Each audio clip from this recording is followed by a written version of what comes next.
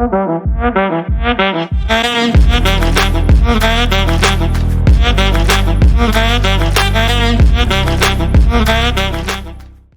episode here, and we have our guest today, Mr. Narayan, Managing Director of Oriental Trading Company, Qatar. To just give you a quick brief, he started his career in sales and then built up this enterprise company in Qatar, which is into trading of heavy equipments and other products, which we will get to hear from him a lot more about what Oriental Trading Company does. Welcome to the show, sir. Thank you for accepting our invite and being here. So I think we'll just start with a note to understand more about your journey in terms of getting Oriental Trading to this shape and how this began and where we are right now. Like any airlines, I also started my journey with a job in Mumbai. I worked almost 5 years. Since then, I moved to Qatar.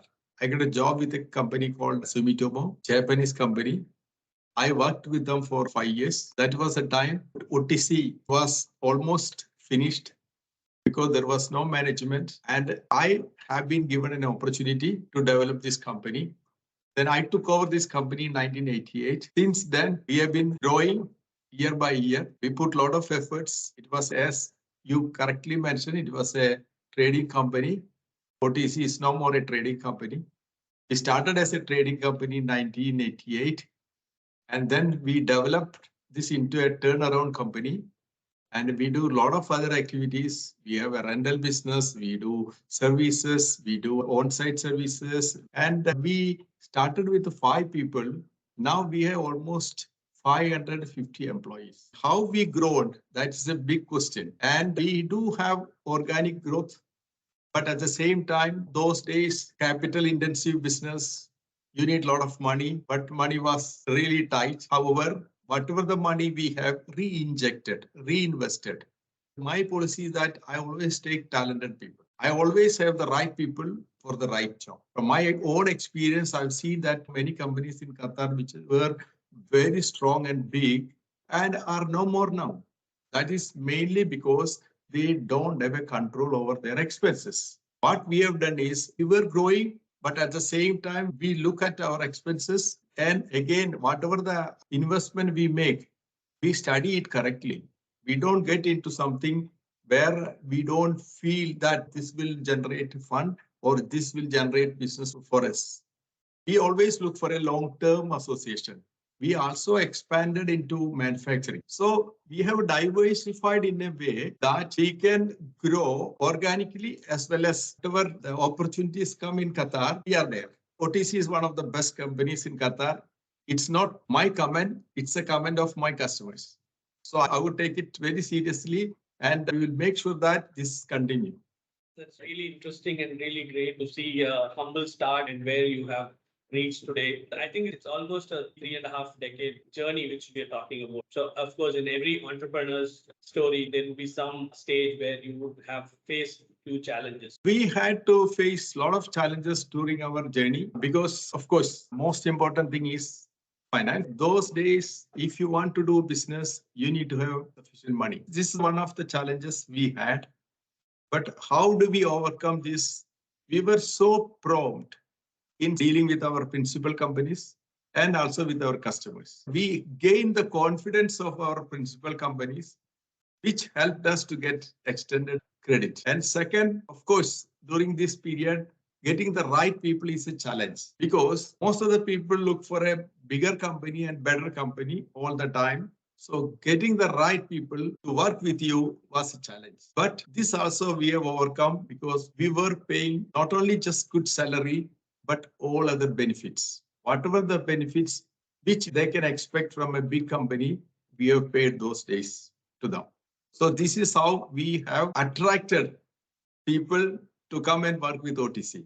And third one, it was not like now. Nowadays, it was easy to get connected with any company anywhere in the world. Those days, there was no internet, there was nothing available. And to get to a company, to get a product, you need to go to exhibitions or some other events where you can meet the people. Those days, it was a challenge to get right products and right companies to deal with. Throughout the world, I have traveled. It's nothing but for business. So all the time, anywhere I go, I find one of the good companies who are willing to associate with us. See, we have a business. And then we found that over a period of time, you can see that there is no demand for machineries because we deal machinery, we do all mechanical and electrical equipments and road construction machineries. And we also have a rental department. We rent out 2,800 heavy machineries in the market. And in addition that we have a chemical division, we sell chemical, we have a lab, almost every activity is what you mentioned in our respective field we have. So this all developed over a period of time because these are all challenges we faced. Because we have seen that when the business was slow and what we have seen, we could not sell equipment, but there was a good opportunity for rental. So we immediately moved to a rental business. The same way we found that there is a possibility for chemical industries. But at the same time, we were doing all testing and everything outside. So we started our own lab. So that's become another profit center. So every activity we started has become independent profit center. So this is how we have faced a lot of challenges in the market. Ups and downs are there, depends on the oil price. But whatever the challenges, we have taken it as an opportunity and we have grown. I see that you have taken up these challenges and converted them into solutions. So that's really great of you. Now that you have reached the stage, where do you see Oriental Trading Company in the next, say, 3 to 4 years or down the line by 2025? What's the vision you have for OTC? And do you see in the current trend technology being an enabler for that particular vision? Yes, my aim is to take this company to 1 billion Qatar Riyal company. And how we can do it, OTC cannot grow to that level alone. That's why we decided to move into manufacturing and also other activities. So all these activities, because my concentration will be more on manufacturing and other activities, which will help me to reach what I am aiming to. Most probably, as you mentioned, if not in 2025, at least 2027, 28, I should reach that figure. That is my plan or expectation. But when you talk about technology, we are always advanced in this matter because frankly speaking, you may not believe, but I was the first person to introduce fax in this country. So since then, we have been always going for the best technology, what is available in the market. So that's why we are so systematic, system-driven company, so that even in our case, one person is left or a new person joined, no one will have any serious issue because it's a totally system-driven company and fully digitalized actually. We started in 2005 itself. We started with our ERP. And over a period of time, we changed the ERP. Then now we have a dynamic 365. And of course, we always look for the best technology available. And we have for all employees, we have biometric and all vehicle, we have GPS. And we are, of course, in Microsoft cloud based. We do adopt whatever the technology available in the market. Even last year, we have seen that there was hacking in our company, unfortunately. Though we had a firewall and the required steps, but we found that is not enough because we have been dealing with all oil and gas and international companies. So it was so important for us to make sure that our cybersecurity is well managed. So we have appointed a company and a consultant, and they did a complete cybersecurity controls, whatever the protection required, and we are fully covered.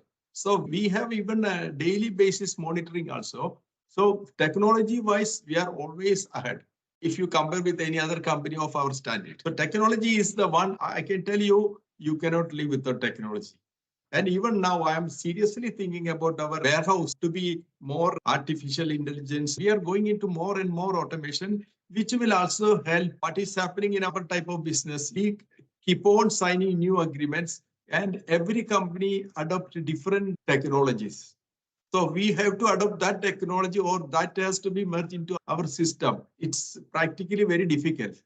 But we do manage because in our case, our system itself is so good. So we can comfortably adopt whatever the system they propose to us actually. It's not that we stop here. We keep on adding whatever is the best available in the market. We will remain technology dependent as far as we feel that we want to grow. In this scenario, you cannot grow without depending on technology. So I think I completely agree with you on that. And I've seen personally in the way OTC jumped into the journey of Dynamics 365 because I think you were one of the initial customers in Qatar itself and probably in the Middle East region when Dynamics 365 was introduced. And it's never an easy decision for somebody to move on to cloud and all of that. We even today face so many hurdles with people asking about security and where the data is going to lie and all that. So I totally agree with whatever you said and have seen OTC taking that journey into the digital world. We are very much depend on Dynamics now. I would be really thankful to you because you have really helped us to develop those area. And also we, even our workshop and all other facilities are connected now. So thankfully, we are on the job now. Nice to know that, sir. Now, let's also understand that because data is very much an important factor for you, right? And so, as you said, you're working in the oil and gas space very much. And today, the whole buzzword is that data is the new oil, right? Now that you have Dynamics 365 and there's a lot of data, how do you actually utilize this power of, do you use any analytical tools or anything? Or are you looking at getting into that space with any analytical solution? So if you could just come up with some inputs on how you're using the current data in form of analytics to make some decisions. And if at all you're using any solution or tool, you could probably talk about it or what's your vision towards that? In fact, data is so critical as you mentioned, because especially in our type of business, and we very much depend on data because for evaluation of every product, evaluation of every quotations, we get use of technology here because data analysis is happening almost every day. Every sales guy, every divisions are using this data. I can tell you 8-10 years before we have sold something, we can still take that data easily. Those data we have been utilizing now and using those data, it is so easy for us to analyze where we stand now. And data is really important and everything is available on my fingertip here. So that any information I need, I don't need to go to the people. I can be anywhere in the world. I can still operate the company. So what I'm saying that data analysis and connectivity, it helps us a lot. I always tell my guys, wherever you go, make sure that you carry your laptop because laptop is office now. They don't need to be here. Wherever they are, they operate from there and make sure that no customer is upset so that our business doesn't get affected. Thanks for that lovely information in terms of whatever you look at from a data perspective. When we come to the end of this podcast, what I also want you to share is probably 2 or 3 key aspects which you want to share with today's entrepreneurs because there are a lot of these startup communities coming in. So I just want you to share key pointers that you feel that should be looked upon by today's entrepreneurs. In fact, in my childhood, when we talk about engineering, we have only mechanical, electrical, and civil. What is the situation now? It's totally changed. All specialized, very specialized. Those days, if you want to start a business, first priority is that you need a capital. Capital means money. Then, of course, we talk about the influence, money power, muscle power, then your intelligence. So now you don't need first two. Your knowledge is money now. Earlier, those intelligent, they go to the people who have money, the ideas, and the people start business. Whereas now it is just opposite because knowledge is money. The capital is not an issue now. It's plenty available in the market. If you have a knowledge, if you have a sustainable technology, see what is happening is that people are just going into some technology that will not work. You need to foresee the future of the technology. Many people just go into that, don't get into that. You look technology and again, when you have this technology, the moment you start, you think that you have grown big and your attitude has changed. That shouldn't be the case. They should have a good attitude. This is most important because I've seen some of these startup companies, they broke because the moment they start, they think they become big. That will not happen. Because the support they were getting will be stopped suddenly because this world is very different. You have to look at that, particularly your knowledge, how to utilize. That is very much required. Second, I can tell you, it's your health. Passion is good, but at the same time, you should take care of your health. Why I'm saying? Because they sit in front of the computer, they have fast food, they have the different life, but they were not knowing they were losing their health slowly. So what is happening now at the age of 25, 30, people have heart attack, all that sort of situation now. So this is not good at all. They have to be more careful when it comes to their health. Health is wealth, no doubt about it. Without health, you cannot even think something. So these are the 2 points I want to tell you. Third, definitely any business they do, let them evaluate, because you will think that, oh, this is the opportunity. People used to say, don't miss the opportunity. I say the other way around. Opportunity will come tomorrow. Unless you evaluate the opportunity, just jump into something and you got stuck there and you cannot move further. That is one. Second, at the same time, when you concentrate on something, you will have hundreds of opportunity around and you will get into so many things and you are nowhere then. Don't do that. If you are concentrating in one particular, concentrate on that, do the job properly, and you make sure that can stand alone. Then you give to somebody to run the business and be professional. You should have right partnership. I'm not talking about money, the like-minded people. If you have the right like-minded people with you, and you will grow definitely, because you have the same thinking, you will also plan something together which will help, because my idea and his idea may not be same, but you are the judge. You can judge and you can take the right decision. So what I'm saying that always go for partnership. Don't go alone. Go for partnership, but it has to be a good partnership. I'm not talking about a lot of money, but again, the intelligence level I'm talking. This is what I want to tell the young generation, because everybody thinks that no, oh, there are opportunity. I missed that opportunity. No, never. In our life, if we missed one opportunity, thousands of opportunities are other side. We'll have more opportunity provided you are willing to accept that. You are willing to look at it. This is what I want to say again to all these young guys. I'm not an expert, but still, from my experience, I'm sharing this. I think totally agree with all the pointers which you mentioned, and thanks for sharing that. I'm sure the audience who are going to view this are definitely going to take advantage of this whole session which we had. Thank you once again for being part of the podcast and giving us the opportunity to talk to you. Thank you very much. Thank you, Vishal, for giving me opportunity to talk to